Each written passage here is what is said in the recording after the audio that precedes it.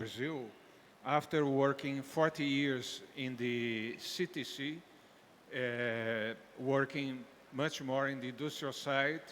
But today I will just make an overview of sugarcane in Brazil, and I have another presentation tomorrow where I will go directly to the ethanol production and the strategic area of ethanol in Brazil.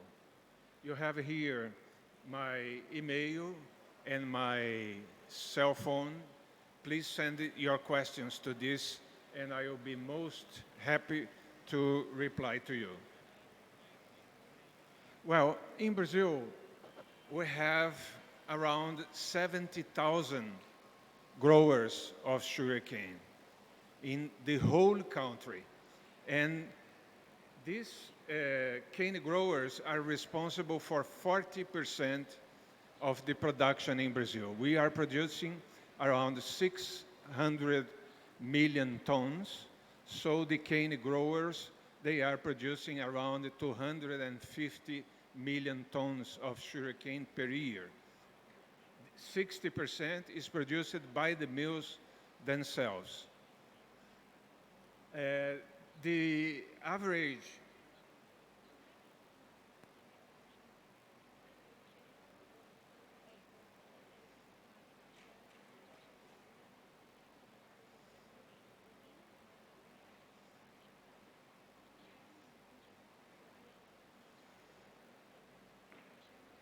some technical problems.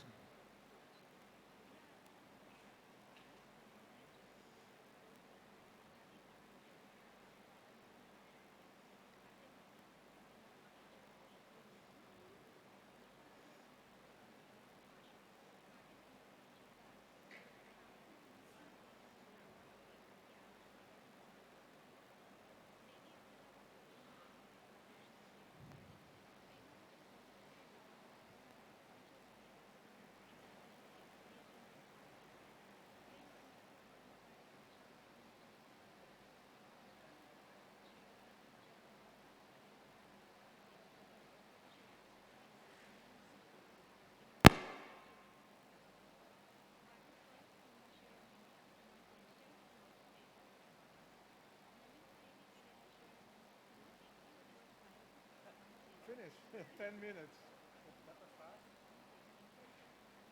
So, let's continue.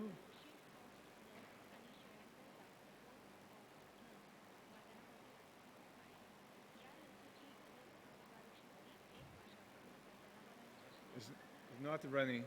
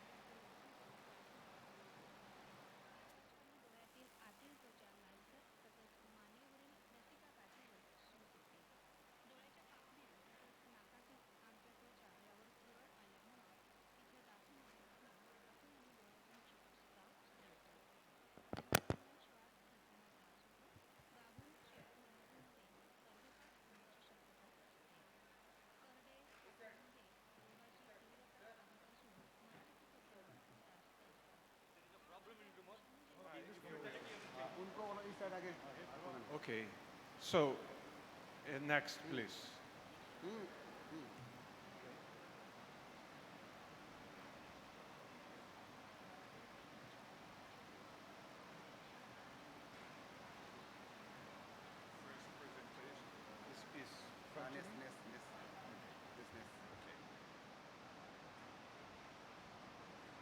So, Sorry for the interruption.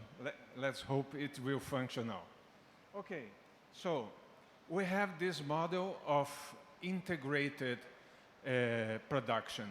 The mills owns most of the sugarcane, but the farmers, the cane growers, they also sell the sugarcane to the mill, and we have a very nice system for payment of the sugarcane. So you see, an average, we have 54 hectares per grower, but most of the production is done in bigger farmers, 1,000, 2,000 hectares each. We have 1,600 millimeters of rain per year. Of course, this is very variable. Brazil is a large country. And let's see the temperature.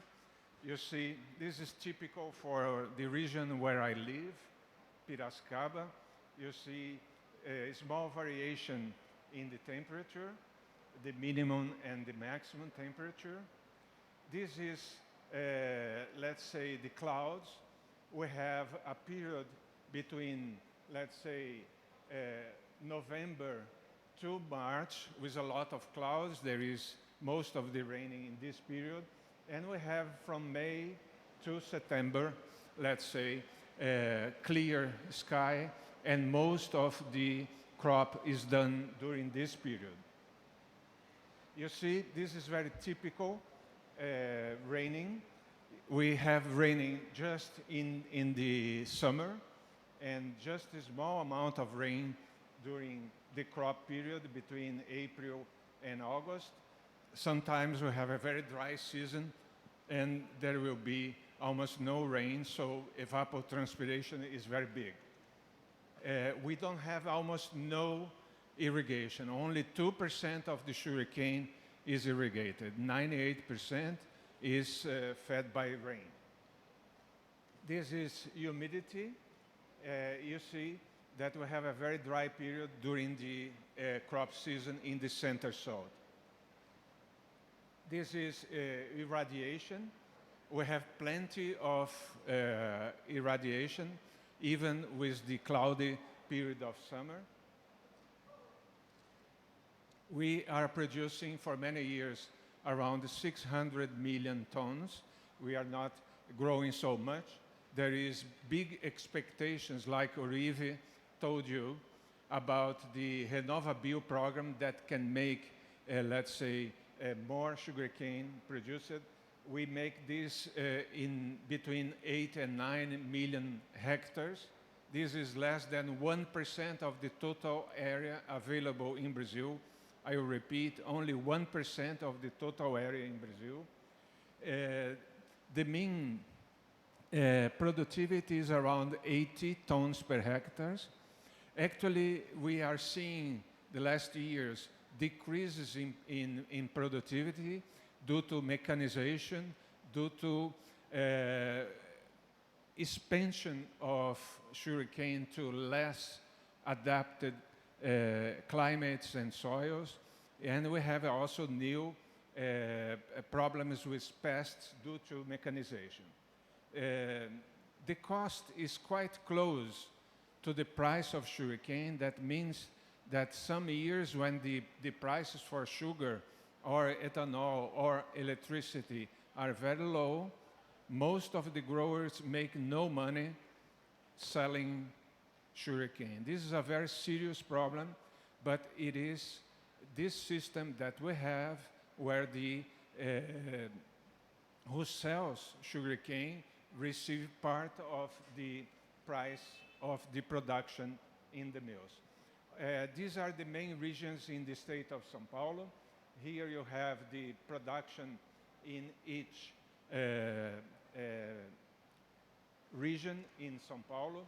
You see that the most productive areas are in the region of Ribeirão Preto, where we made last year the event of the World Association of Cane Growers and Beet Growers. And this is just for São Paulo. Well, you cannot see anything here, but I will skip. In the center soil, we crush sugarcane between April to November, and in the northern region between September and to March. That means that Brazil produces sugarcane, sugar, and ethanol the whole year. We have around 480 mills operating as a mean value 220 days per year, crushing sugarcane. Some few mills in Brazil, they crush sugarcane the whole year. In the center-west in Mato Grosso do Sul, we have special conditions that allow this. Also, some mills, they are using other raw materials, corn and sugarcane, so they can make ethanol in the whole year. We are crushing, like I told you, 600 million tons per year.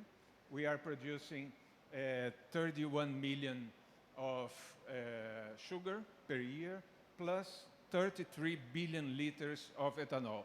All mills, they produce both sugar and ethanol in a synergy, like Orive explained to you. The domestic consumption is quite low.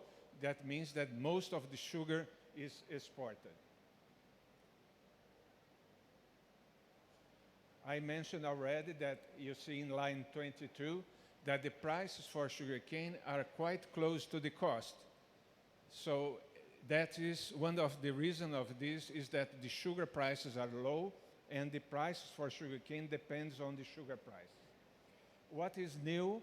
We have new transgenic GM sugarcane is starting to be used to be propagated in Brazil, and I believe that in 2 years, most of the mills, they will have part of their varieties using BT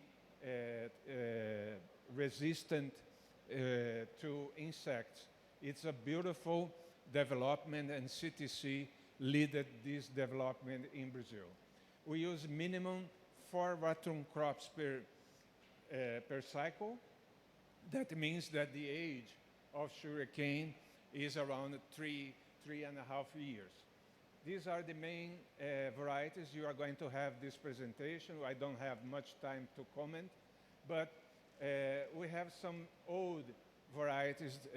You see RB867515 is the most important with 21% of the crop of the area, and this is not good because normally we recommend that the area occupied by one variety be between 7 and 10% only. I mentioned to you this. You see the age of the sugarcane is going up. We are with old sugarcane plantation. That is one of the reasons why the productivity is going down. We have 470 distilleries, 33 billion liters per year capacity, production around 31, and the consumption in Brazil is quite close to the production. We are importing some ethanol from the United States. Most of the mills, almost all, they can use juice, sugarcane juice, plus syrups, plus molasses. Okay, we have no regulation about this. It's up to the mill to decide how much juice, how much molasses to use, okay? The price for ethanol are around 50 cents of dollar per liter. 230 plants are producing bioelectricity. We have an export capacity of 22,000 gigawatts, and the prices are around 45 per megawatt hour. Are very low prices actually, because we don't have yet a system to pay for the bioelectricity different from other sources. We are also producing in some plants yeast as a byproduct from the ethanol production and biogas. Okay, dear friends, I'm sorry I have very little time. Thank you for your attention. I am here for your questions. Thank you.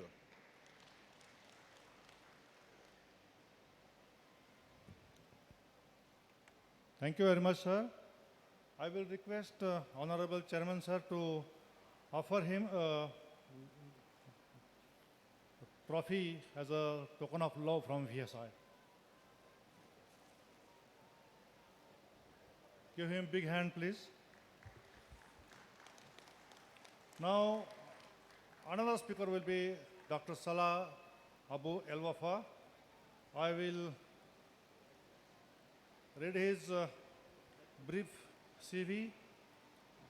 He is an associate professor of plant molecular breeding and genetics at Faculty of Agriculture, Assiut, University, Egypt. He is acting as a Vice Dean of Faculty of Sugar and Integrated Industry Technology, Assiut, University, Egypt. His area of specialization is, he is a molecular geneticist. He has the expertise in bioinformatics and molecular biology with special emphasis on sugar beet. He has vast experience in sugar beet project and germplasm enhancement in Egypt. Now he will speak on beet sugar industry and sugar beet cultivation in Egypt. Thank you.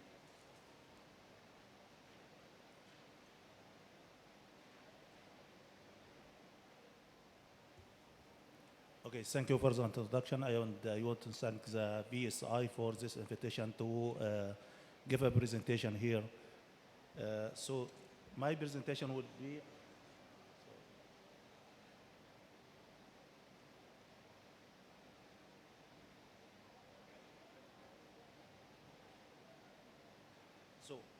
my presentation will be about the sugar industry scenario in Egypt.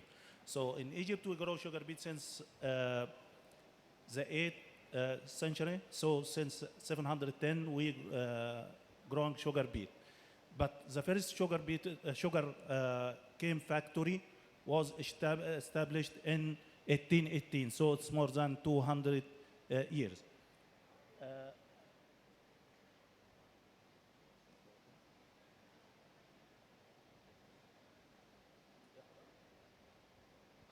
So in Egypt, this way? Okay. So in Egypt, there are more than 300,000 farmers growing sugar crops, either sugar beet or sugar cane. And the sugar industry in Egypt is very important because it provides employment for about more than 30,000 workers in the sugar factories and sugar mills, and it accounts to about more than 10% of the Egyptian agricultural GDP. And the cultivated area of sugar crops accounts for about 7% of the agricultural area in Egypt. So, because the sugar industry in Egypt is very important because it should ensure rural development for people working in the cultivation of sugar crops. It also should ensure food security because sugar crops are strategic crops, and therefore it should be a way to sustain the development and cultivation of sugar crops for food security. And it also ensures the better utilization of and management of lands and water for sugar crops. Here, if we look to this figure, so we can see the consumption, production, and the gap between consumption and production, which is covered by imports from outside. So usually we have about a gap between consumption and the production is about 800,000 tons per year. And this is covered by imports from outside. So in Egypt, there is a big sweetener market. This sweetener market is covered by 5 main sources. The first source is beet sugar, which is about 30% of the sweetener market, and second is cane sugar, domestic sugar, which is about 27%, and the third is about raw imported sugar, imported raw sugar, which is about 30%, and imported white sugar is about 4%. So in Egypt, there are 15 sugar factories, 7 for beet and 7 for cane, and one operate both of them, sugar beet and sugar cane. In addition to 2 refineries. So the 7 sugar cane is owned by the Egyptian Sugar and Integrated Company, which is a governmental company, and the 7 beet sugar factory, 4 of them is the government owned the majority of these companies, and 2 are private, and 1 is shareholding. And here we can see the distribution of these sugar factories. So in the north of Egypt, the beet sugar factories, and in the south is the cane sugar factory. You can see here in this figure the production of sugar in Egypt. So here in orange is the cane sugar production, and in blue is the beet sugar production. So almost the cane sugar production in Egypt is stable, while the beet sugar production is dramatically increased.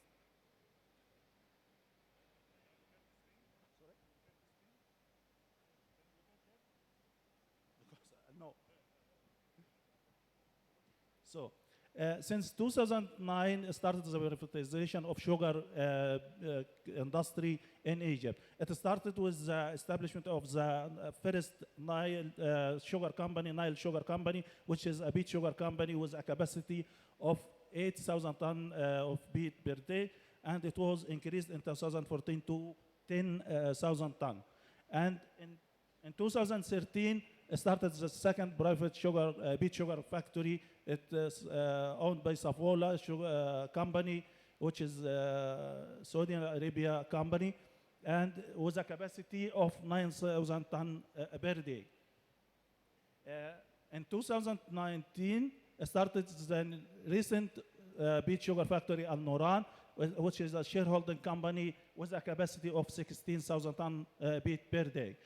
And it is expected in the next year to start the Canal Sugar Company, which is owned by Al Khalid Sugar Company in Dubai, and it was a capacity of 450,000 tons of sugar per year. So, if we look at the competitiveness of sugar industry in Egypt, so we can see that the sugar beet or the beet sugar is the lowest price in Egypt. And if we compare it to the cane sugar, so the cane sugar is very high. The cost of sugar production from cane is very high.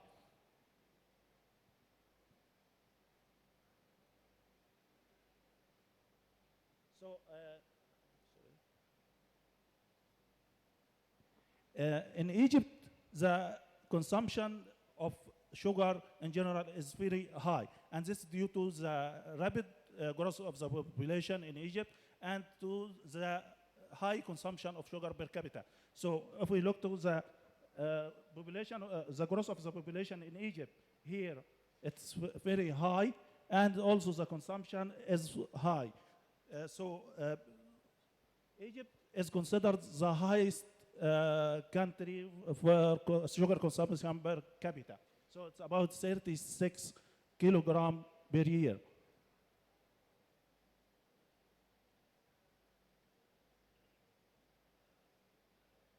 So the government in Egypt has regulated the sugar market because to ensure to save the national industry, sugar industry, and to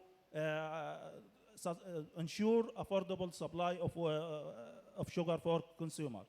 So the sugar consumption in Egypt is distributed as shown here. So about 44% of the sugar for retail demand, and 35% for ration card system, and about 21% for industrial use. So if we look to the liberalization of sugar market and its effect on Egypt sugar industry, we can see that liberalization would lead to saving the welfare in Egypt, and this also will enhance the cane sugar factory, because the liberalization means in the average or the low sugar price, that the sugar production in Egypt, the cost of sugar production in Egypt will be high, and this will lead to closing the cane sugar factory in Egypt, and also the farmers will stop growing sugar cane in Egypt or southern Egypt, but the beet also sugar companies will be affected by this system. While the refinery system or refinery factories will not be affected, will still viable, because in the average or low price they will be benefit from this market. And the government also will decrease the support for citizens through the national the ration card system. And the government will save more money, of course. So in Egypt, there are several policies to sustain sugar industry. The first, they should support the farmer. They support the farmers' income by regulating our, so they determine the price of cane and beet supplied to the sugar factories, and they also intervene with the fertilizers supplied to the farmers. So they determine the prices of the fertilizers. And also the government should apply a specific tariff to for imported sugar. So they raise the tariff during the season, the production season of sugar, and they lower or decrease the tariff during the off crop to ensure affordable supply for consumers.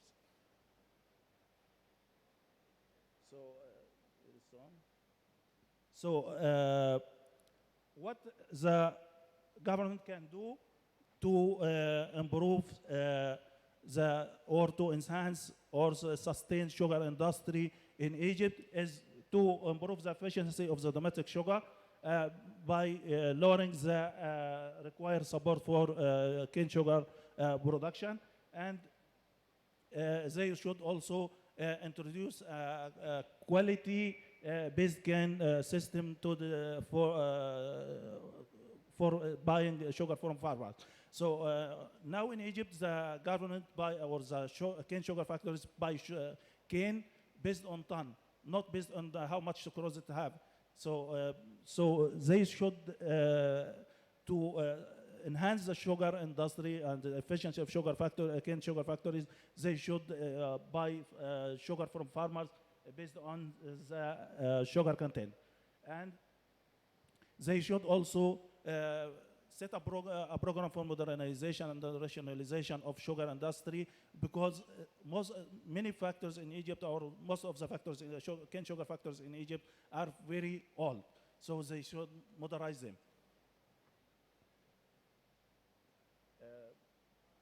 Also, there is from the specialist in irrigation and water use efficiency systems. So they recognize, they recommend to use drip irrigation instead of flood or furrow irrigation, which is followed in Egypt. For the beet sugar sector, the government should protect the beet sugar sector from fluctuation in the prices of sugar in the market. And for trade policies,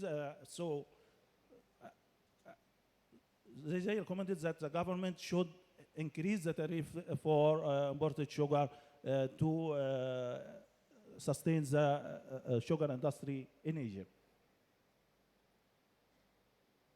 So if we look to the beet sector in Egypt, so the cultivated area is about 255,000 hectares. So it's owned by about more than 100,000 farmers. So and the fragmented structures of land ownership. This means many farmers have owned less than 1 hectare. Dr. Salah, your time is up. Should I finish? Yes. Should I finish now? Okay, then thank you.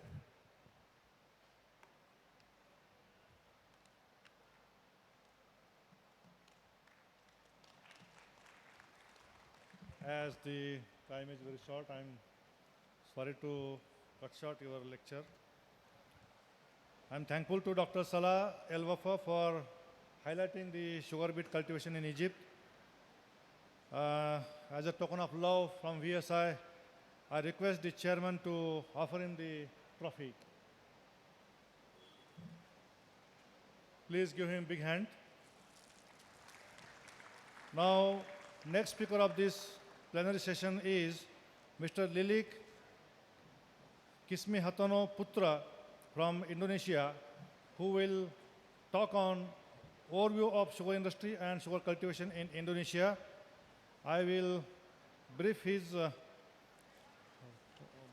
profile.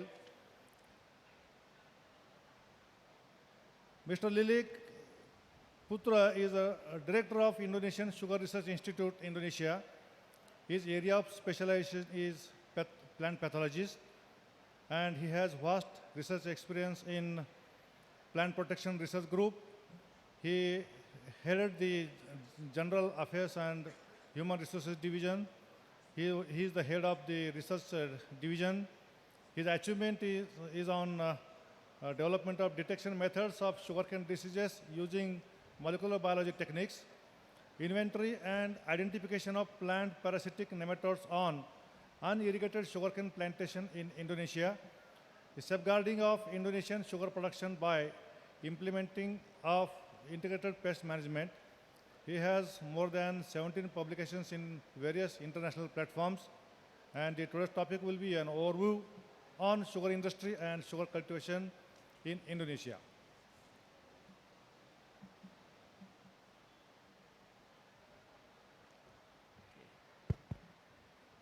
Good afternoon, ladies and gentlemen. First of all, I would like to thank to VSI who invite me to share, to invite me to attend this conference to share information about Indonesian sugar industry.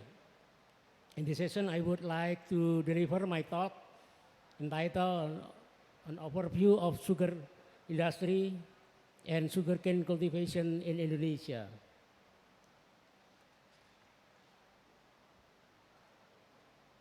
This is my outline of presentation.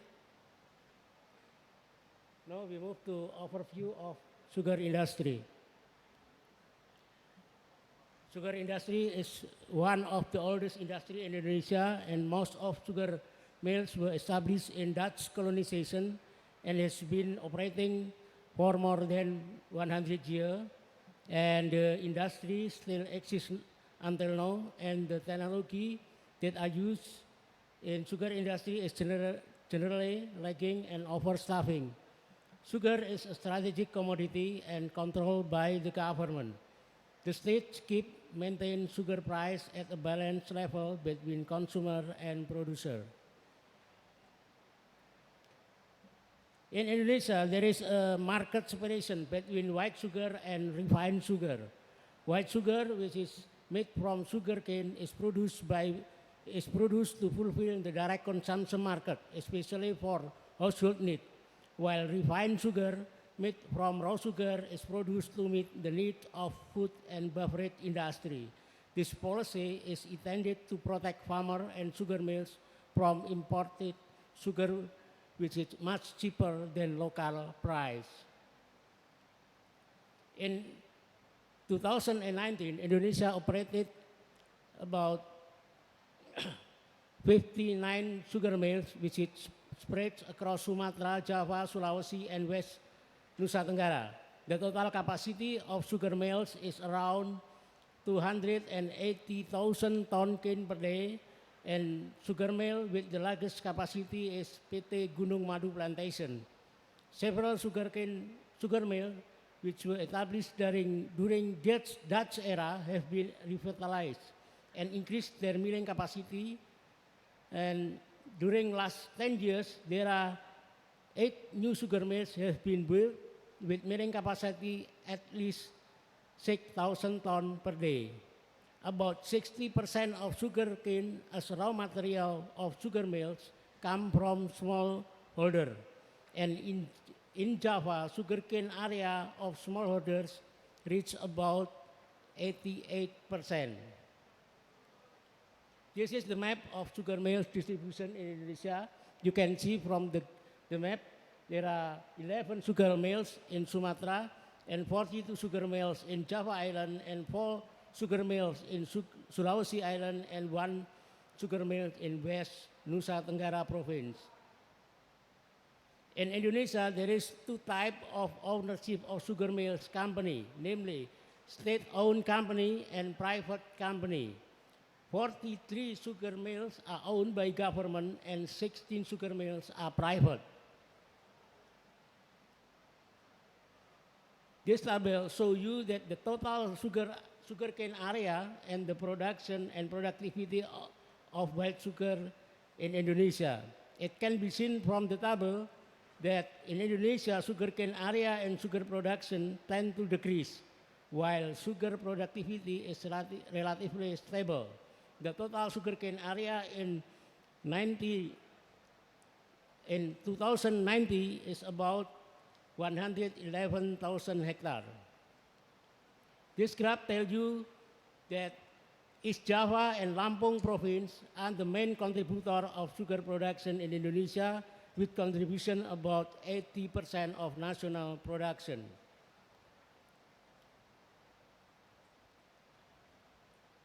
This graph illustrates that the sugarcane area in Java tends to decrease, while outside Java, the area tends to increase. This happened because of the decline of sugarcane area due to the competition with other agriculture commodities and infrastructure development. From this graph, we can see that in 2019, the role of private sugar mills is getting bigger. This happened because the increased number of state-owned sugar mills that were not operating due to lack of raw material from farmers, especially in Java Island. The following are indicators to look at the performance of sugar mills in Indonesia. Based on those indicators, it can be seen that in general, the Indonesian sugar industry is far from efficient, both in on-farm and off-farm sector. This is the list of refined sugar factory in Indonesia. There are 11 refined sugar factory with a total installed capacity about 5 million tons per year. However, in reality, the production is still below of its capacity. This is the map of distribution of refined sugar factory. On the map, most of factory are located in Java. This is the projected sugar consumption. From the graph, we can see that sugar consumption continues to increase both for white sugar and refined sugar. The increase of white sugar consumption due to the growth of population, while per capita consumption relatively stable. The increase of refined sugar consumption in line with the development of food and beverage industry, which is estimated to be 7% per year. From the recent data, we noticed that in 2018, the total sugar consumption is 6.3 million ton, and the national sugar production only 2.1 million ton. The total import sugar in the form of raw sugar has reached about 4.5 million. Proof on the data above, it's proof that in 2018, Indonesia has become the largest sugar importing country in the world. This condition is opposite when compared to 1930, where Indonesia was the second largest exporting country in the world. The source of imported sugar from several countries, the biggest import from Thailand, more than 4 million tons. The main reason is because the distance between Thailand and Indonesia is relatively close, so that shipping costs are cheaper and delivery time is faster. In general, Indonesian sugar price are higher than world sugar price, but the trend of sugar price in Indonesia is in line with the price of sugar world, which is reflected by London price. The government has determined the highest retail price of sugar is about 12,000 for 500 per kilogram, or 0.8 US dollar. However, the price of white sugar could be higher than that when what have been determined by government due to the scarcity of sugar supply. No, oh sorry.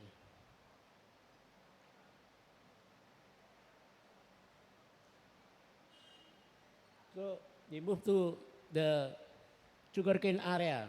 In Indonesia, sugarcane plantation have shifted from paddy field or irrigated area to dry and marginal land. Sugarcane on dry land area have reached about 80% of the total sugarcane area. Okay. And generally, sugarcane now is planted on dry land. Because time is up. Time is up? 1 minute. Okay, 1 minute. Okay. And on rainfed area, in terms of economic, sugarcane is more competitive than other agricultural commodities. There are two systems of planting. There are on paddy field. This is usually in Java. The farmer prepare their land according to the Renoso system, which is done manually.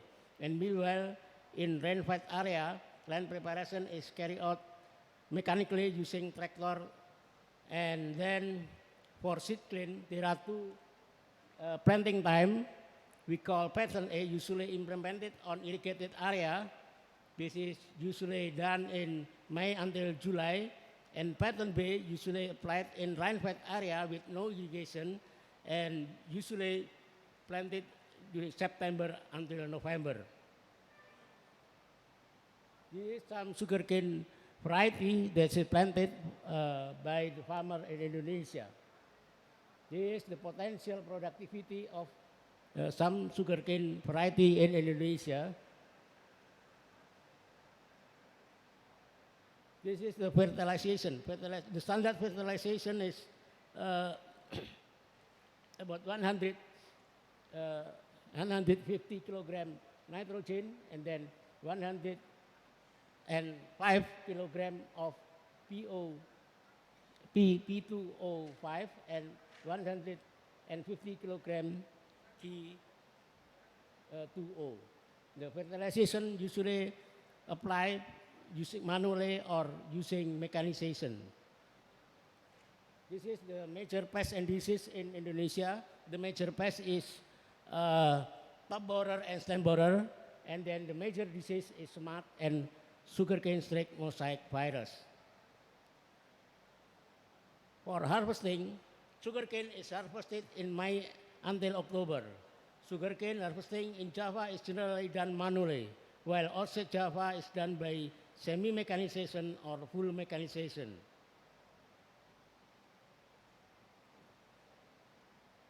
So, there are many problems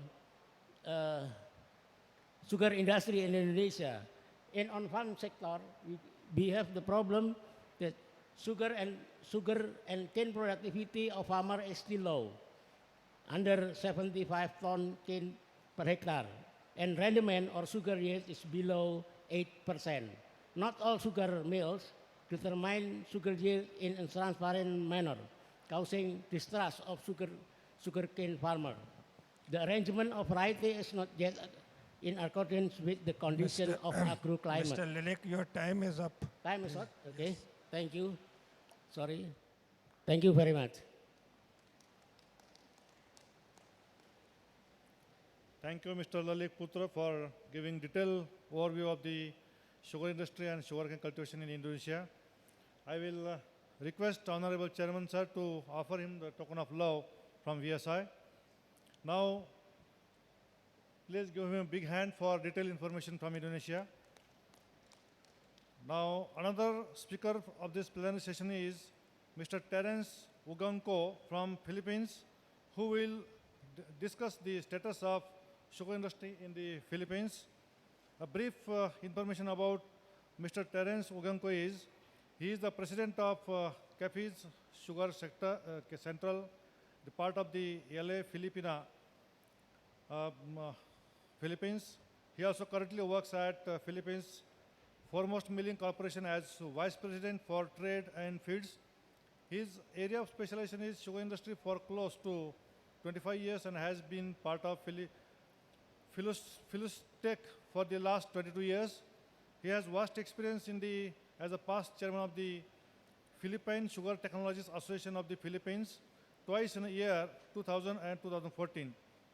I request Mr. Terence for the presentation of the status of sugar industry in the Philippines. Since time is running short, we'll present in brief. Thank you. Thank you. Good afternoon. First of all, I'd like to thank VSI for inviting me to speak before your international conference this year. So I'd like to make this quick.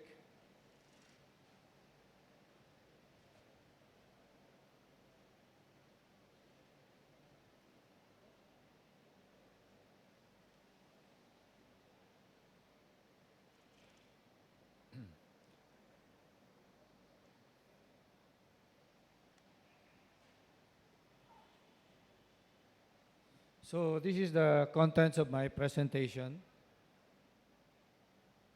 First of all, the Philippines is comprised of, we cultivate around 421,000 hectares in 20 provinces, which is distributed over the major islands of the Philippines.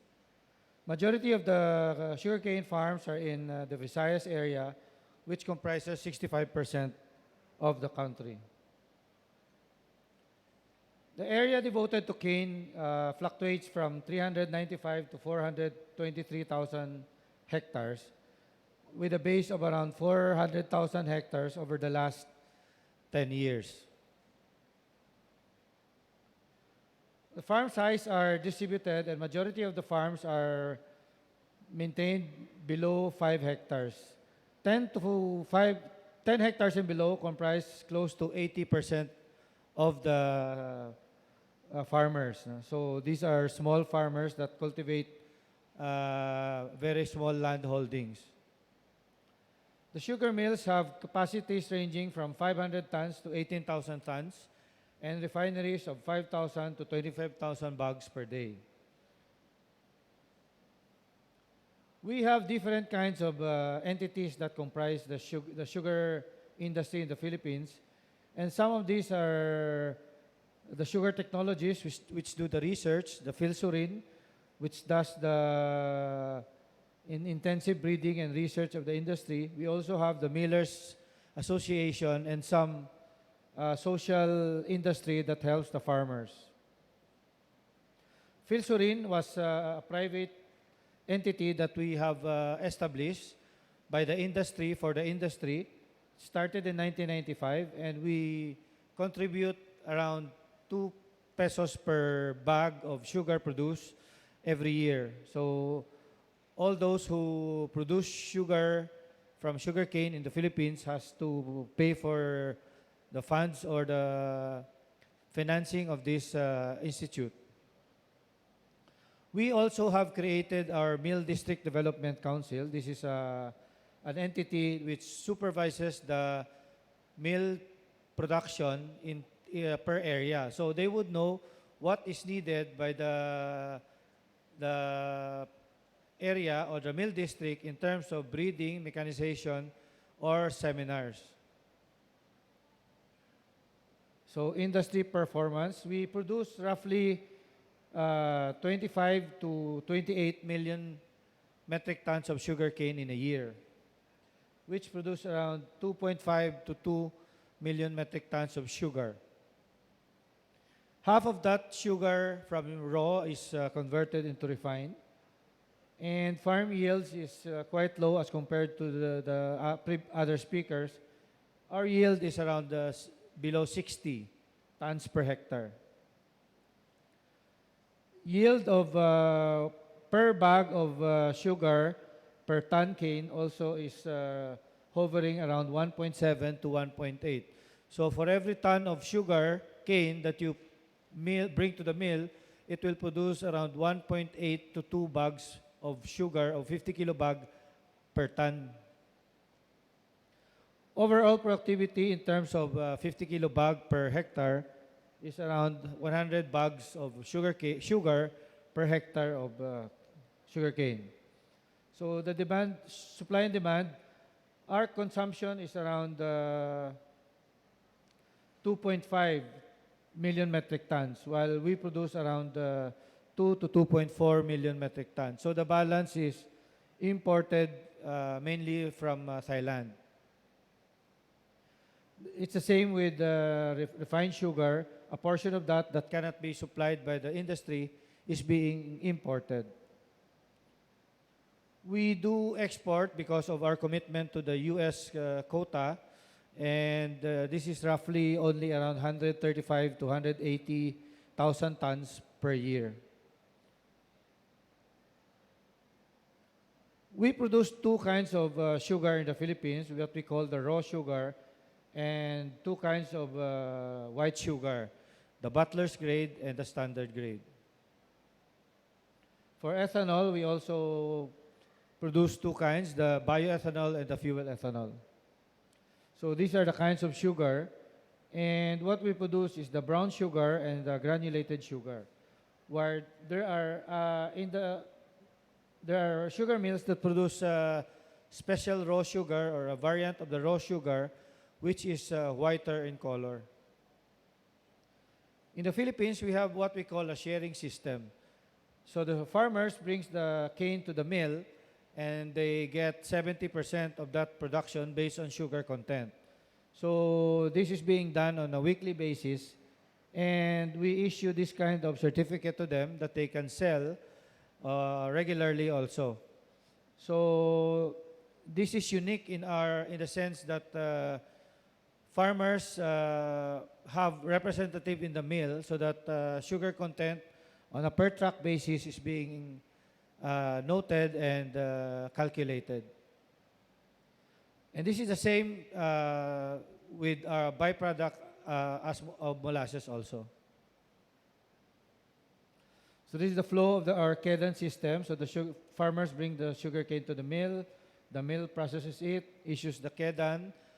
If the traders or the users wants to process it into refine, they again have to have it refined on a refinery, and this is again issued another Kedan. So everything is being monitored by what we call a Kedan, or a warehouse receipt in Spanish. So our sugar is divided into 4 kinds, but normally it is 2 kinds. So what we call A, what we export to the US, and the domestic sugar. In some cases where we have export to the world market, we issue another kind of Kedan, which is called the D sugar, or export to the world market. And this is the commodity flow of from sugarcane up to the end user. We have 3 kinds of users, the household, the institutions, and the industries. Mostly, households would get the raw sugar, and institutions or industries would use refined sugar or the white to be processed to their end final product. So we have a total of 28 sugar mills with the capacities of 200,000 tons cane per day, 12 refineries, 12 distilleries, and 5 cogeneration. We have directly and indirectly around 630,000 farm workers, which we also have skilled workers in the sugar mill, in the refineries, and the bioethanol plants. This is the summary of what the total value of that, what we produce in terms of raw, refined, and ethanol.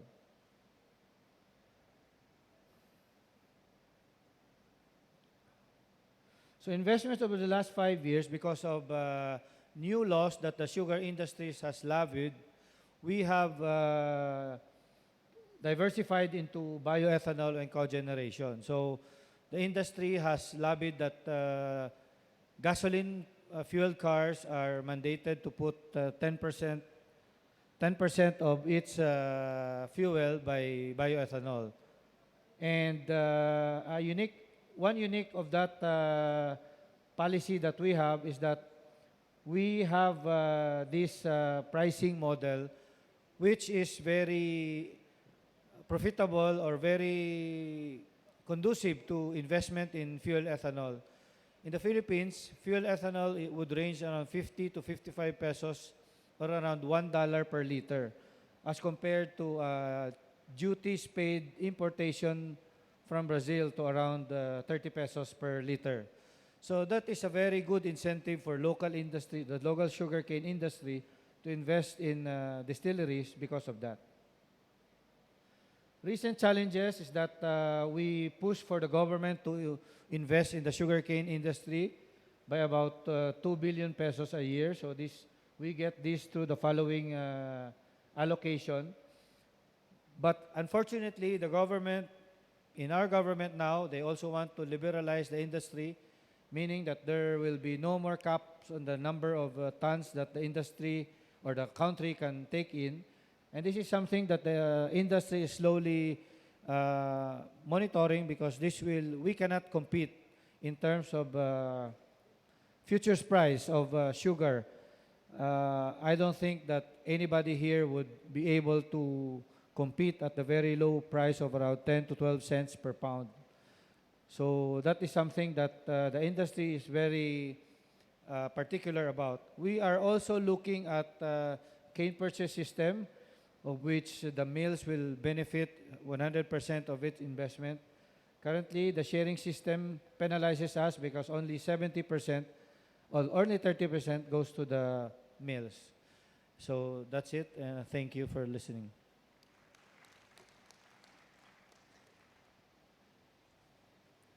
Thank you, Mr. Terence Uygongco, for detailed presentation of sugar industry in the Philippines.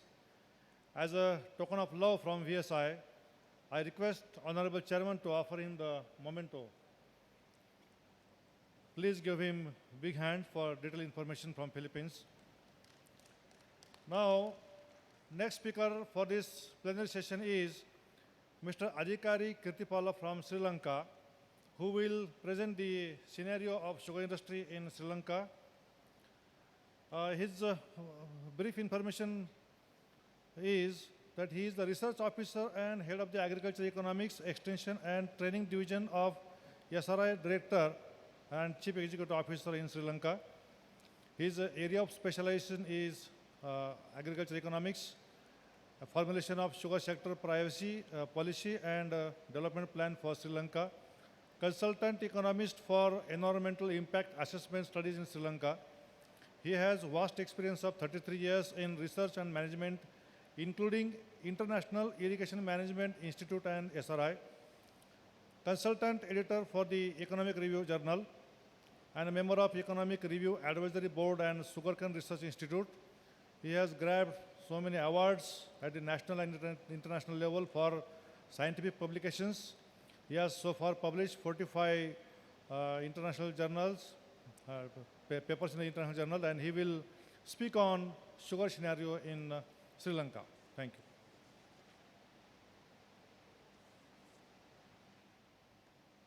Thank you. Good afternoon, Chairman, distinguished ladies and gentlemen. First, I would like to thank VSI for inviting me to this important occasion to speak on the sugarcane industry in Sri Lanka.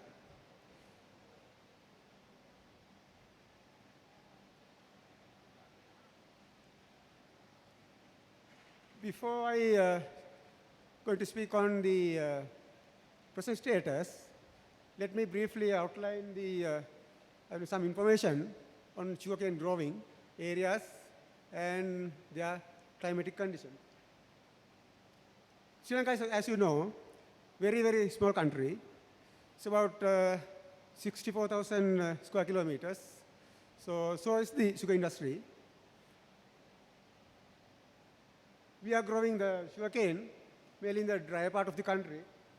You can see in the blue color area where we grow sugarcane now, and also the brown color area where we are going to expand our sugarcane cultivation.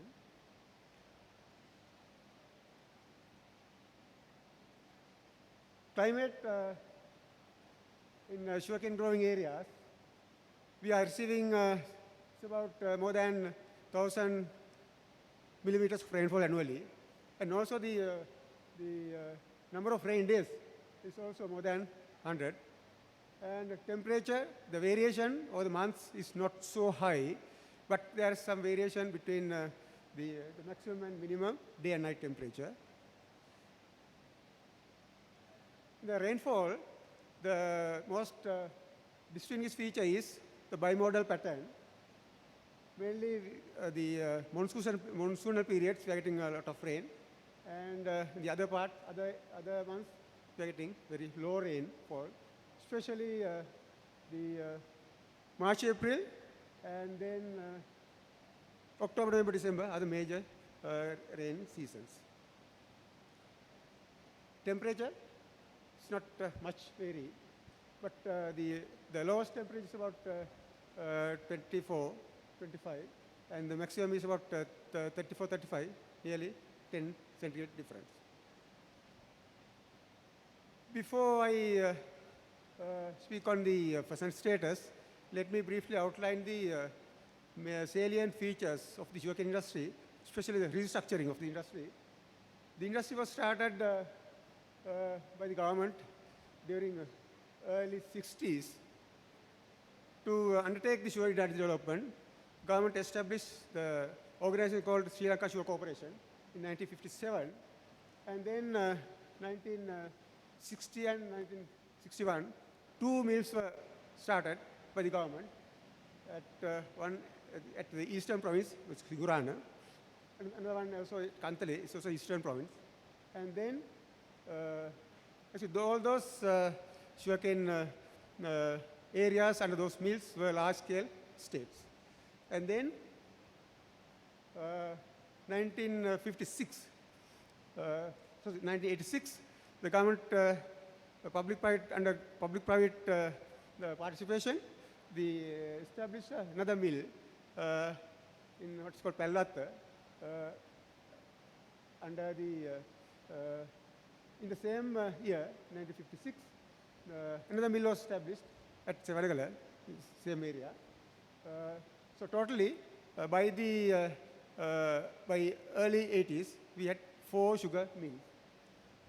But after early 80s, sugar industry was privatized under the government privatization program. So the 1989, sugar industry was converted into a company.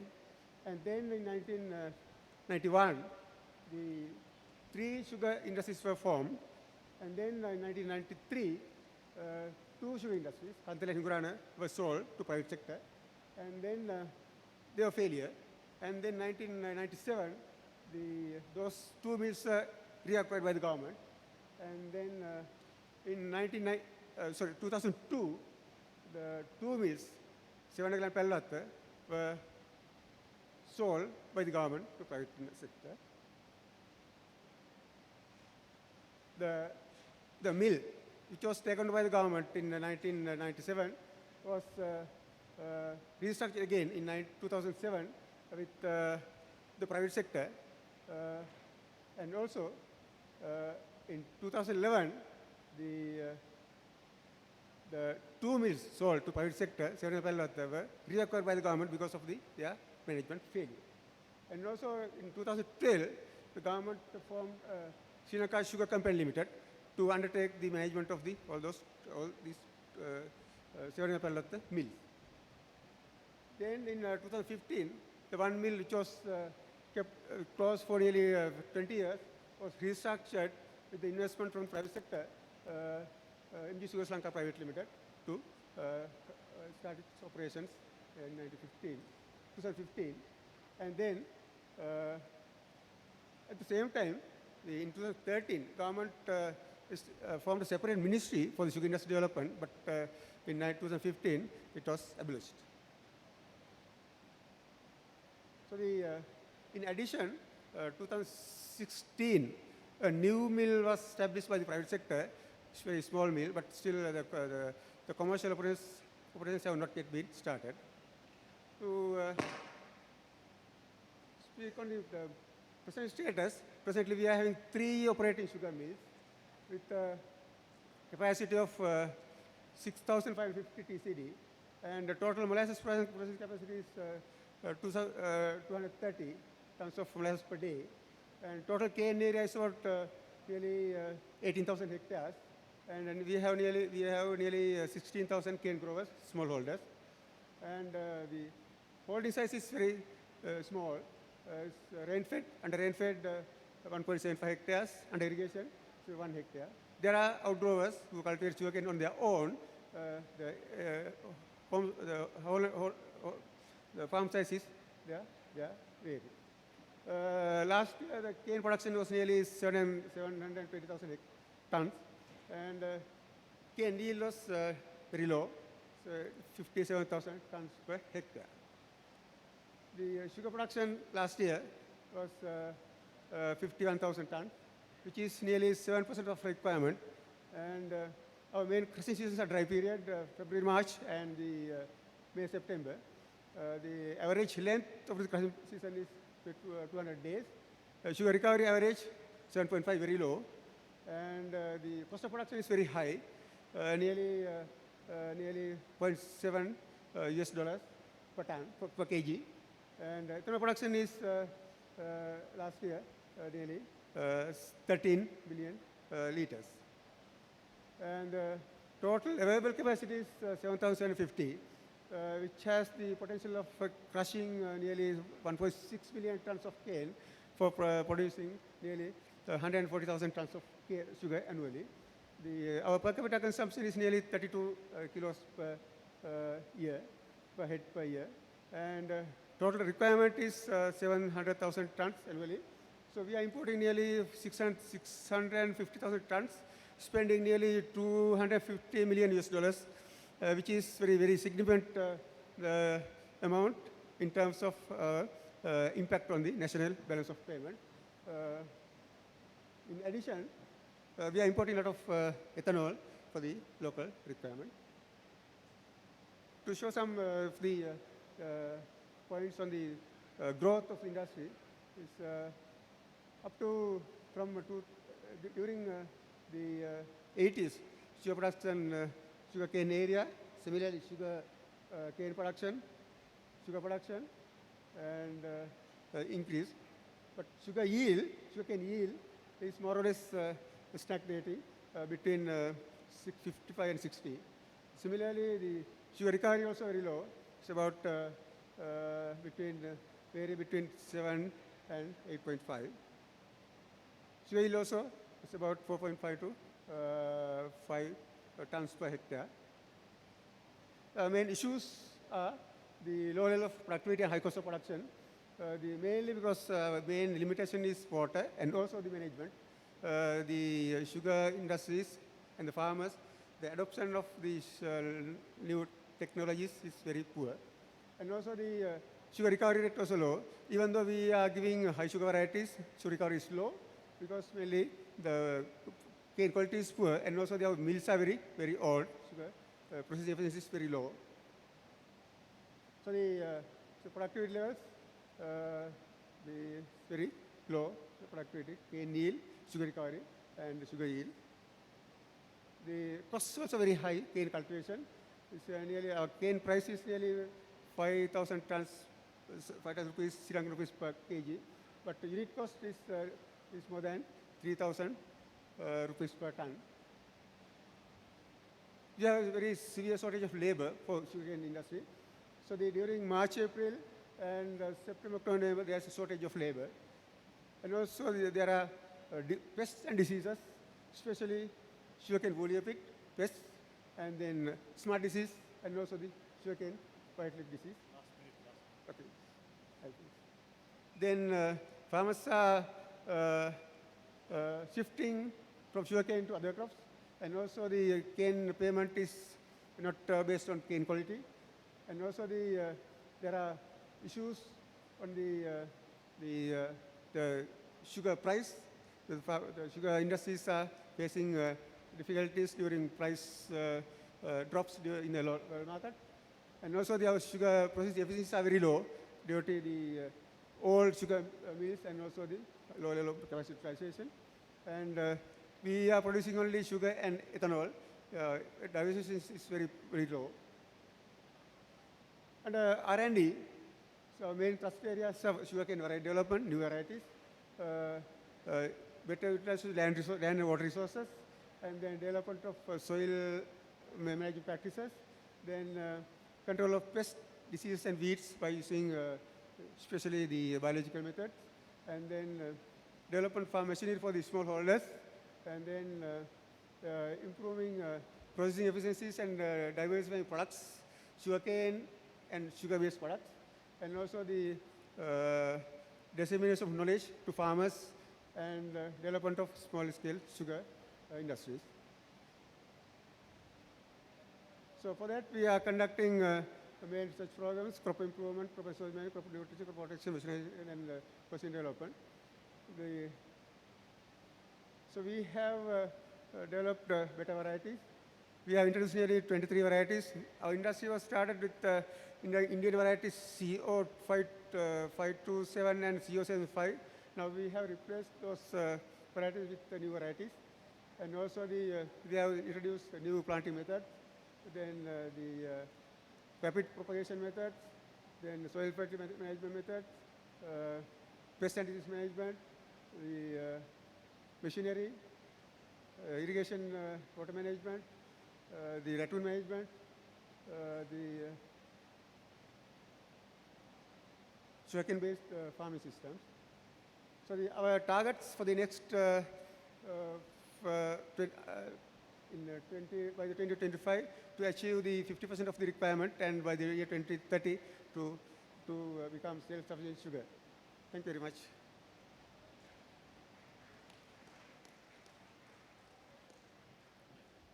Thank you, Dr. Adhikari Keerthipala, for giving detailed information on sugar industry in Sri Lanka. As a token of love, I request Honorable Chairman to offer him a moment, please. Please give him a big hand for detailed information. Now, next speaker will be Mr. Rangsit Hirangrat from Thailand, who will present the Thai sugar industry in 2020 and beyond. His brief information about the speaker is, he is the Director General of Thai Sugar Millers Corporation Limited, Bangkok, and his area of specialization is public economic policy management. He has vast experience in policy making and strategic plan on Thai sugar industry development. I request him to speak on the Thai sugar industry 2020 and beyond. Thank you.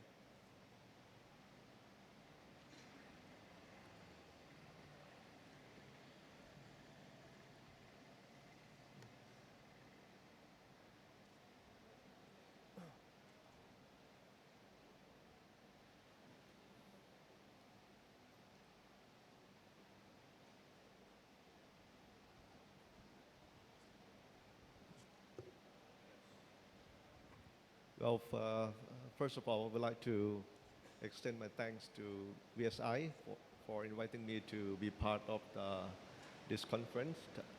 My name is Rangsit from Thai Sugar Miller Corporation. Thai Sugar Miller Corporation represents 3 associations of Thai sugar millers, and all sugar mills are the member of, in Thailand, are the member of Thai Sugar Millers. We also, the Secret Office of the Association of the ASEAN Sugar Alliance, the Association of ASEAN Sugar Industry, comprising 8 member countries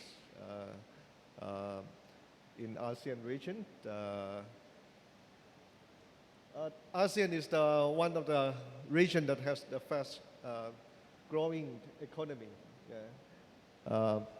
Indonesia is the largest economy in ASEAN, and the region import around 8 million tons of sugar per year, and also is the main market for Thai sugar.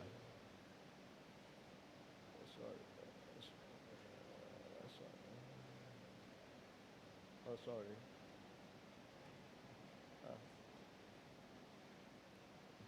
No.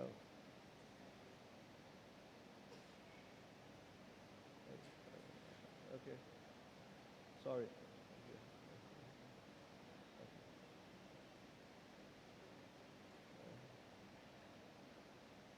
Yes, Thailand has 57 mills with the total capacity, crushing capacity about 1.2 million TCD. So it's a very big mill. The average size of Thai sugar mill is about 20,000 tons per day. And last 2 years, we produced 14 million tons of sugar. About 10 or 11 million tons export out of the country. Yes, this is normally Thai sugar mill crush in the period of about 120 days. So, but this year, the first mill we start crushing on the 1st of December, and the first mill gonna stop its crushing on the 8th of February. So it means that this year we have a small amount of cane. We expect that in this crop year, our production will drop around 4 million tons. And Thai sugar mill, they maximize producing raw during the season, and out of the season they remelt raw and into white or refined sugar. You can see that. Yes, as I said, that we have a very severe drought, very dry period, very dry season. So the crops this year will reduce from 130 million tons last year to, we expect to be less than 90 million tons this crop year. And next year's going to be less. That's what the industry is expect. Due to the very dry weather in most parts of the countries, so we have less rain, average about 15 to 25% year on year. This has a lot of impact on our sugar crop.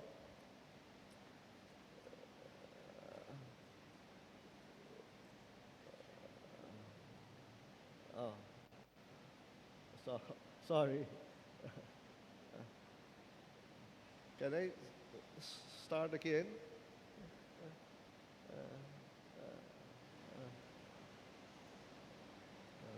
Sorry.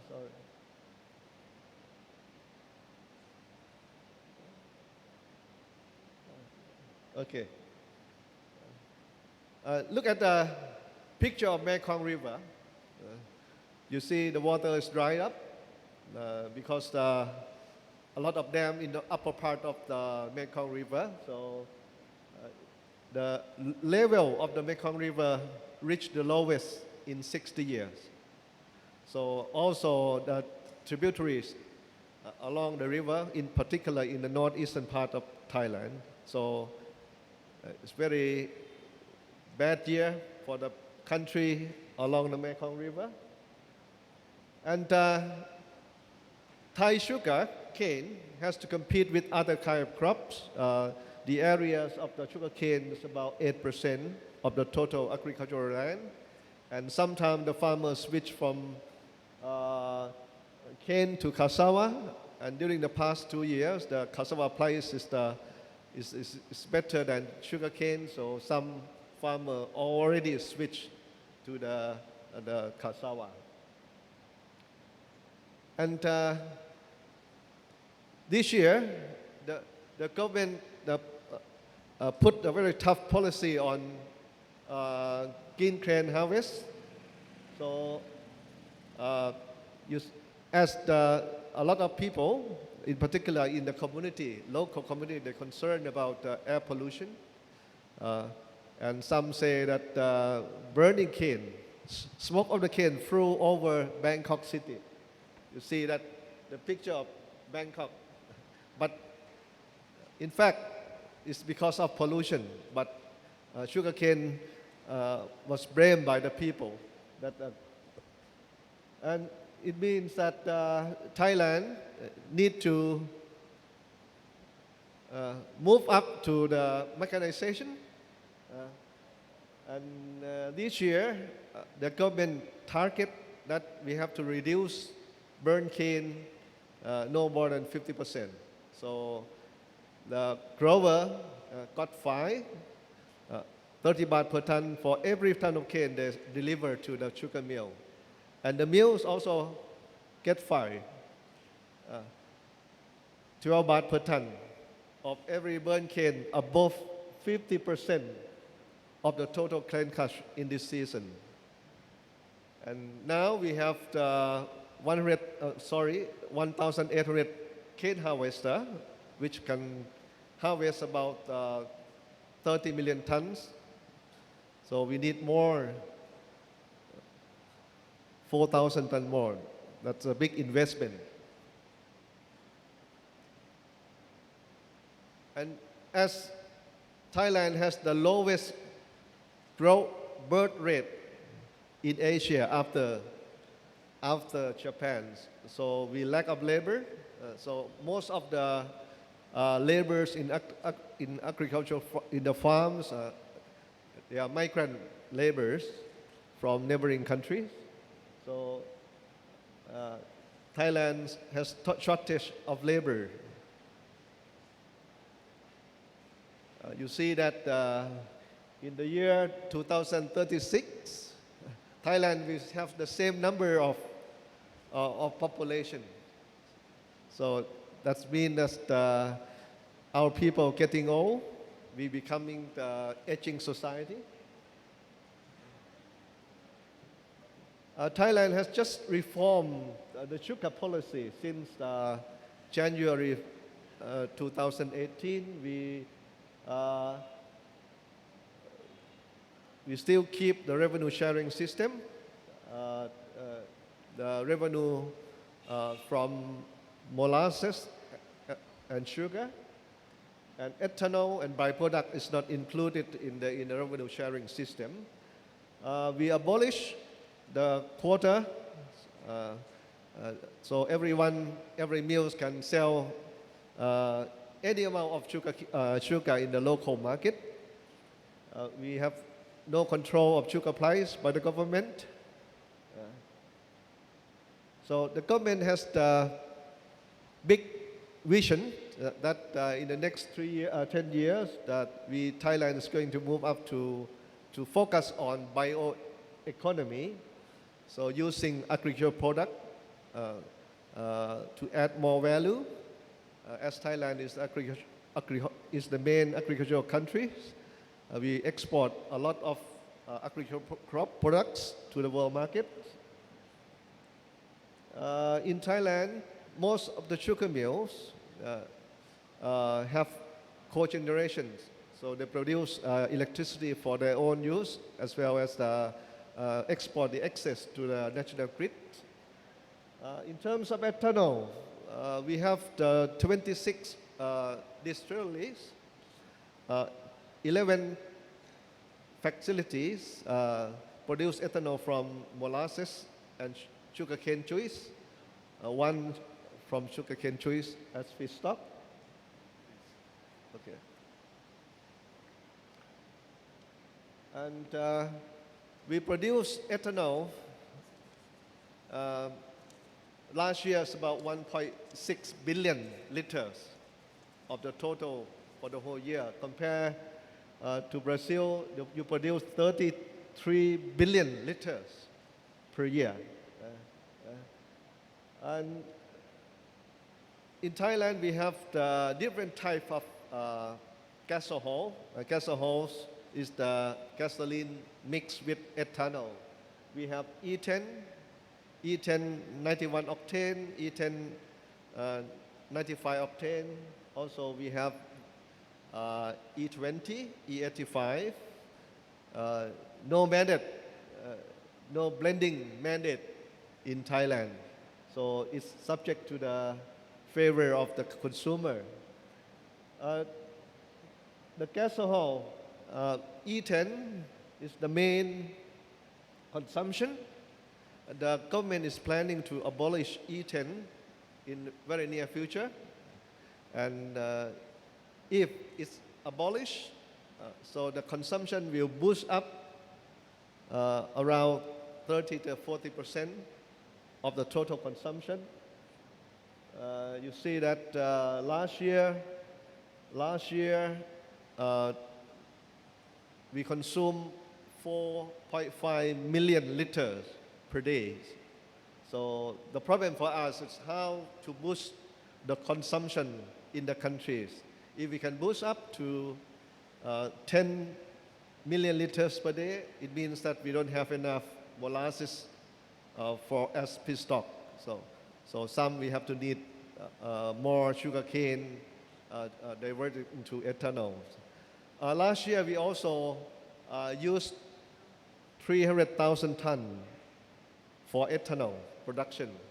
So during the very low sugar price last year, some mills just sold raw sugar to the distillery.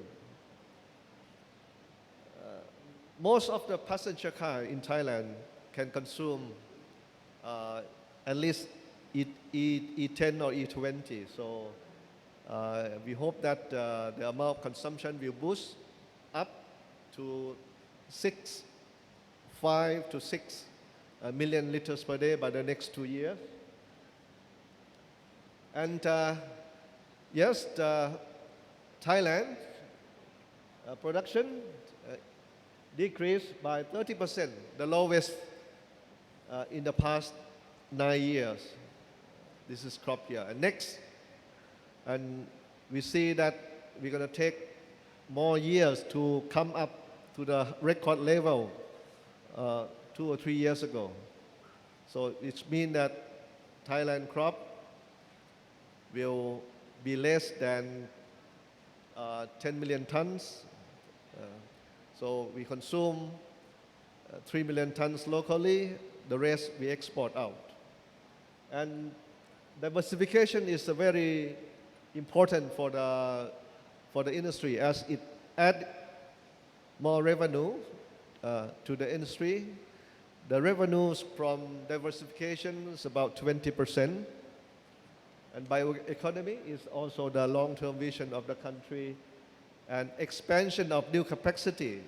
You might have learned that there are many projects in line coming up, but since the commercial situation now is not suitable, so it takes more years. It's very difficult to set up new mills. The cost of construction, the difficulty in getting EIA, environmental impact assessment is very difficult. Well, thank you very much.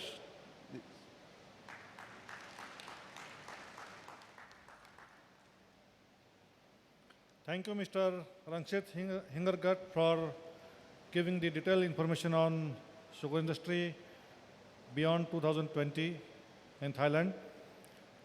Please give him a big hand, and I request Honorable Chairman to offer him a token of love from VSI, a memento.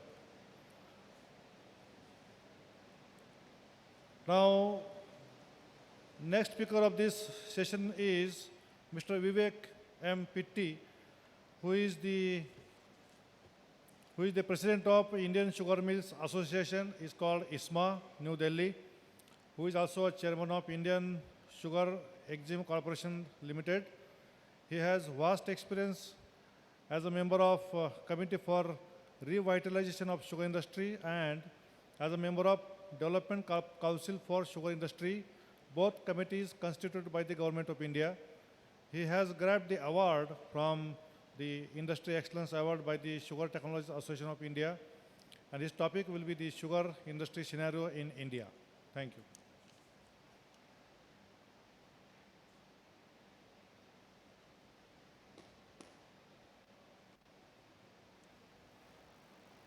Good afternoon. Since I do not have a slide presentation, I've taken the liberty to speak from this side of the dais. Honorable Shri Sharad Pawar ji, Honorable Shri Dilip Walse Patil ji, Shri Shivaji Rao Deshmukh ji, my President Mr. Rohit Pawar, Dr. Solomon, Dr. Hapase, respected dignitaries, speakers on the dais representing some very eminent sugar-producing countries, sugar producers, sugar traders, sugarcane farmers, and ladies and gentlemen. Let me start by thanking VSI Pune for inviting me to this very important international conference on sugar. I can see a lot of interest in this conference, not only from India, but also from several other sugar-producing nations. The topic given to me to speak on today is sugar industry scenario in India. Over the last 8 to 9 years, India has become a regular supplier of sugar to the international market. Barring the aberration in 2016-17 caused by the major drought in western and southern parts of the country, India has become a net surplus sugar producer continuously in the last 8 to 9 years. Prior to 2010-11, India was known for its infamous sugar production cycles. We used to witness 3 to 4 years of surplus production, followed by 2 to 3 years of shortage in production in India. Consequently, in the years of surplus, India exported significant quantities of sugar to the global market, and during the down cycle, we became big net importers of sugar. Large trade houses and large producers of sugar keenly followed India's production trends, not only because they used to see opportunities of consistent business, either in the form of exporting from India or in the form of importing into India, but also because the volatile Indian production influenced the global sugar prices in a big way. Impact of the big yearly fluctuations used to get further magnified when the estimates of sugarcane and sugar production used to go wrong for everyone.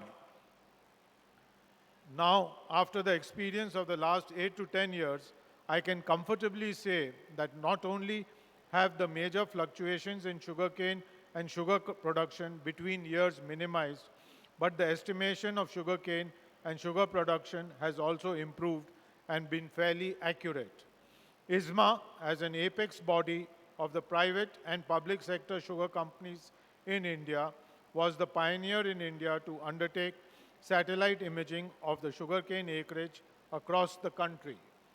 The first such exercise, done in 2010, gave very encouraging results and has helped us in improving our estimation of sugar production ever since.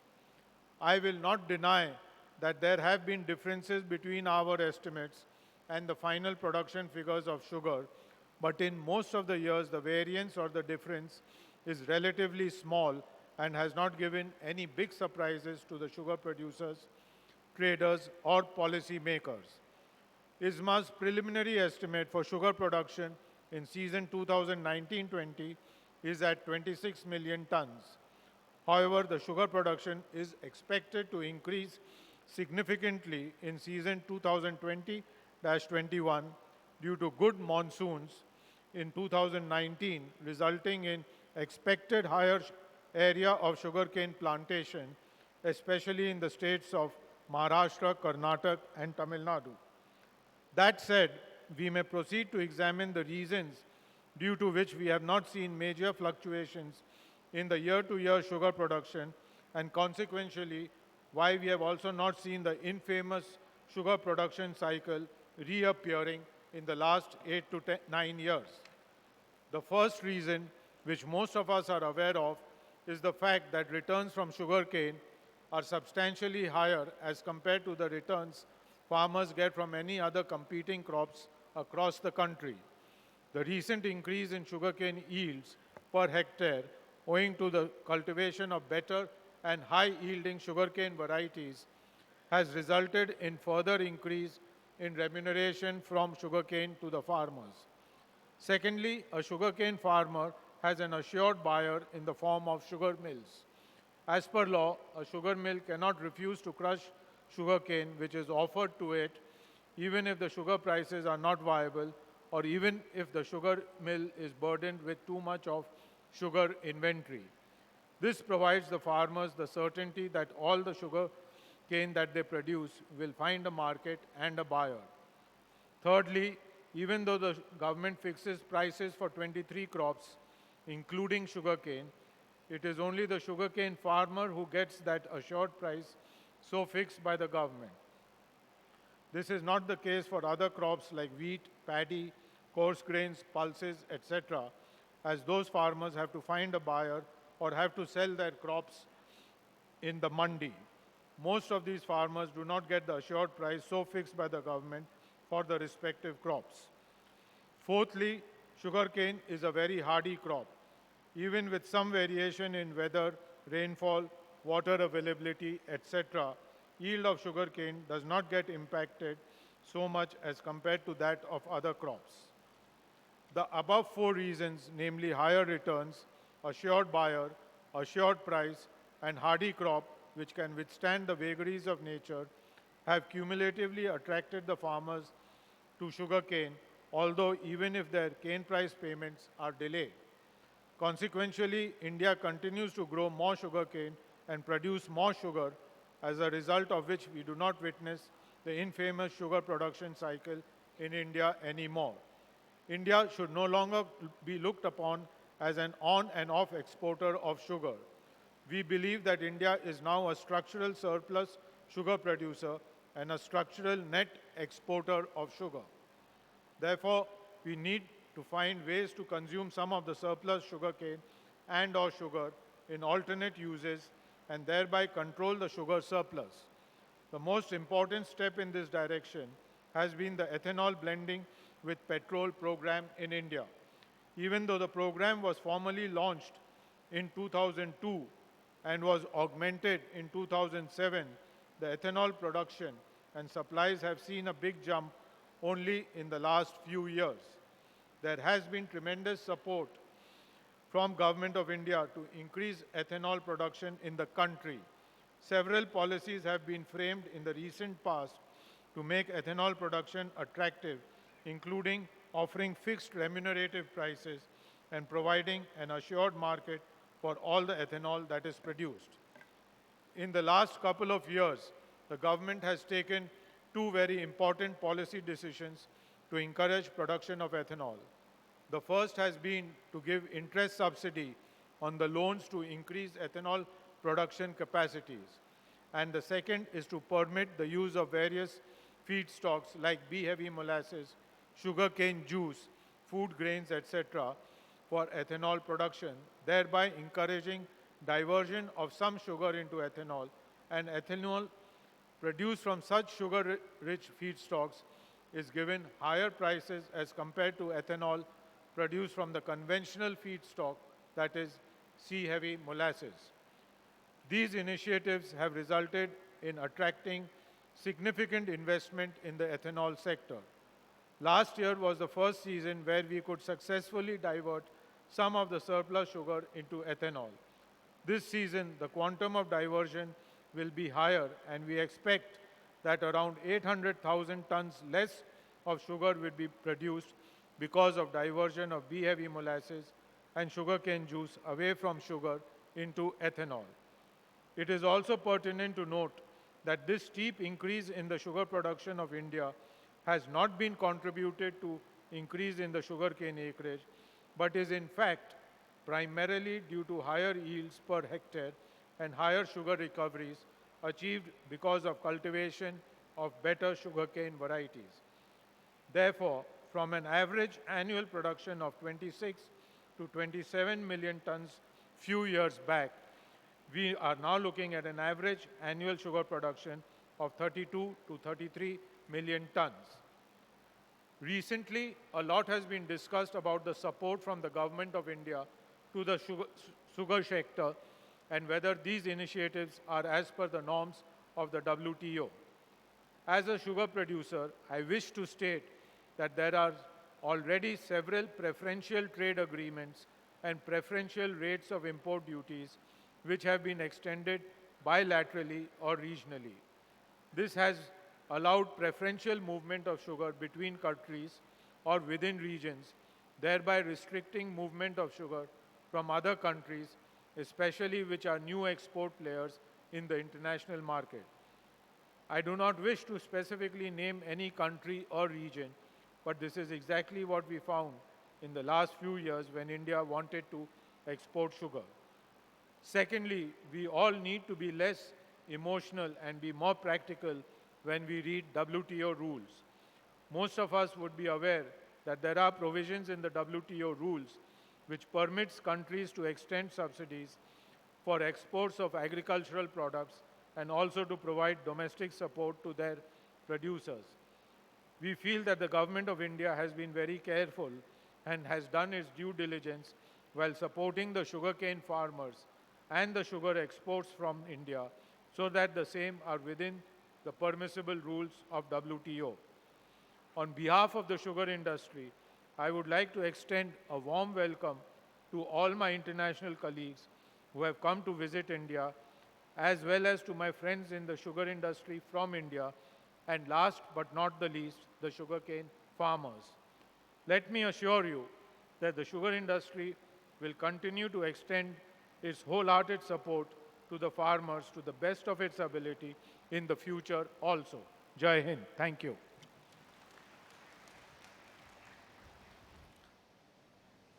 Thank you, Mr. Vivek Pitti sir, for giving detailed information on the sugar industry scenario in India. Now, I will request the last speaker of this plenary session, that is Mr. Ilham Abdo Hassan from Sudan, who is the farm manager of Kenana Sugar Company, Sudan, and his expertise is in sugarcane farming. He has vast experience in managing sugarcane farm and agriculture engineering workshops, and from cultivation point of view, he has attended the 2 months training at VSI. I request Mr. Hassan to speak on the sugarcane scenario in Sudan. Thank you.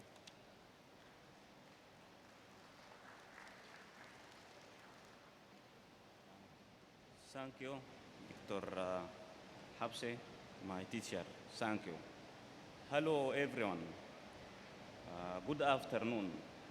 Respected Chairman, Coordinator, dignitaries on the dais, and delegates. I am Ihab Abdo Hassan, working in Kenana Sugar Company as farm manager. I am going to present sugarcane in scenario in Sudan. It is indeed a privilege for me to be associated with the second international conference and exhibition on sustainability, innovation, and diversification in sugar and allied industry. I wish to begin by placing on the record my deep appreciation for the good start made by incredible VSI. Sudan is a prime location for food production due to its vast fertile scrubland and easy access to the water of the river Nile. The highest yield of cane per acre in the world with an average about 100 tons per hectare, which corresponds to about 9.7 tons of sugar per hectare.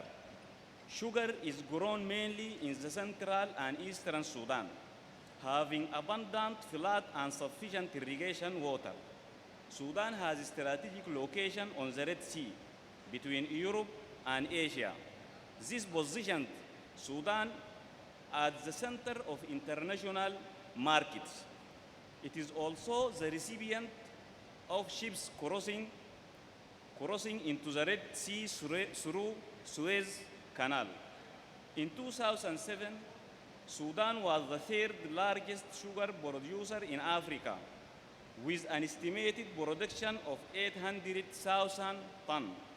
It produced 7.5% of the sugar produced on the African continent, and the industry was considered to be one of the main strategic sectors in the country. Sugar production in Sudan started in 1962 with establishment of the Jaime factory. There are 6 sugar factories in Sudan. The government-owned factories are 4: Jaime, Sinnar, Asalaya, and New Halfa. Kinana Sugar Company and White Nile Sugar Company registered as private limited companies. The total cultivated area used for sugar production was 173,000 hectares in 2017. About 8 million tons per year of cane were harvested in 2005, which led to the production of 1.8 million tons of bagasse and average about 3.3 molasses on cane. The total crushing capacity in Sudan is 69,000 tons cane per day. As Sudanese biggest producer of sugar, Kinana Sugar Company has grown to become one of the largest integrated and diversified sugar companies in the world. Covers 100,000 acres. Began its first export of ethanol in 2009 and now produces 65 million liters annually. About 10% is used domestically, while other 90% is exported. The main varieties that are grown for the Sudanese sugar industry are CO 997 and CO 6806, these Indian varieties. Other varieties local, such as R579, TUC 75-3, KMB. Some varieties such as FR9841, FR9821, and CB881762 still in their early stage and not yet ready to be released for commercial production. Recently, propagation of variety BR81116 was started at the 4 Sudanese sugar estates. Sugarcane grown for Kinana, Asalaya, Jaime, Sinnar, and White Nile mills irrigated using water pumped from the Nile River as flood irrigation. Halfa factory, only one factory named Halfa, receives its water by gravity from the Atbara River. Sugarcane is harvested mechanically in Sudan. One of the problems of Sudanese factories face is how to transport cane from the farm to the mills within a reasonable time. Despite a potential of 855,000 tons, 855,000 tons per year, Sudanese sugar production has not exceeded the average of 516,000 tons per year from 1982 to to 2004. Sugar production declined from 2005 to 2016. Sugar extraction efficiency of the government-owned factories varied between 76.6% and 78.6% between 2007 and 2017, which is attributed due to economical problems. We have suffering from economical sanctions. The Sudanese cane harvesting season could last for 8 months, starting in November and ending in June sometimes. Frequent stoppage due to harvesting breakdown contribute significantly to the extension of the crushing season. State-owned factories face the challenge of not having enough trucks for cane transport and poor condition of the roads to the mills. Thank you very much for listening. I wish you best wishes.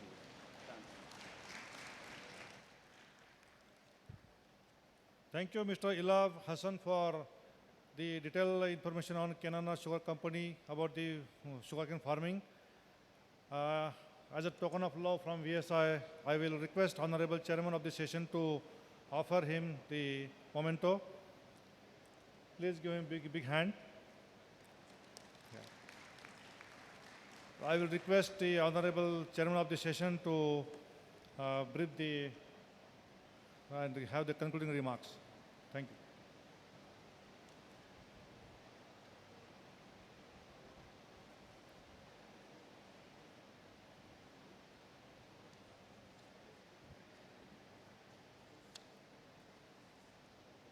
We are already running behind the schedules, so I won't say much, but I would like to thank my speakers. We had 8 presentations, one from Brazil, one from Egypt, Indonesia, Philippines, Sri Lanka, Thailand, India, Sudan. And if you have any specific query on any of the presentation, you can approach the speaker. And they have very lucidly highlighted the problems and what are the progress which are going in sugar sector in their countries. We have noted the developing countries still have the problems of low productivity, cost of production, farm mechanization, and there are few problems related to disease and pests. So these are the problems which need to be addressed in our country to improve the overall production scenario. A lot of emphasis is being given on diversification, and some good progress has been reported from Brazil. And I think every country is making diversification as an integral part of their this particular sectors. So thank you very much for attending this very important session on sugar industry scenario across the globe. And I would especially like to thank all our speakers. Thank you so much.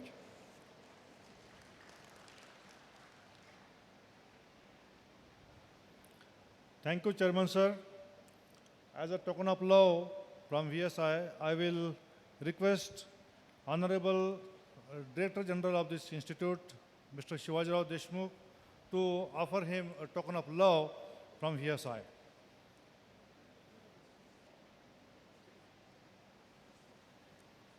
Please give him big hands.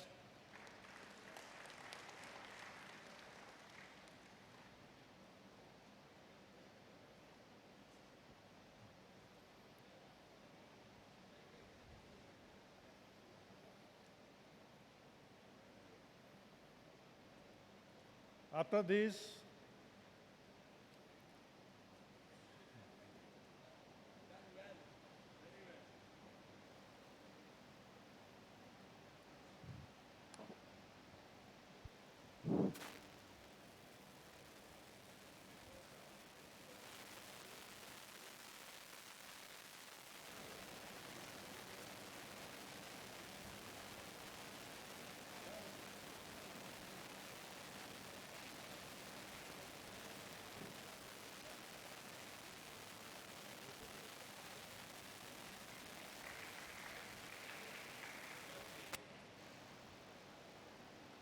Now, this is the end of the plenary session.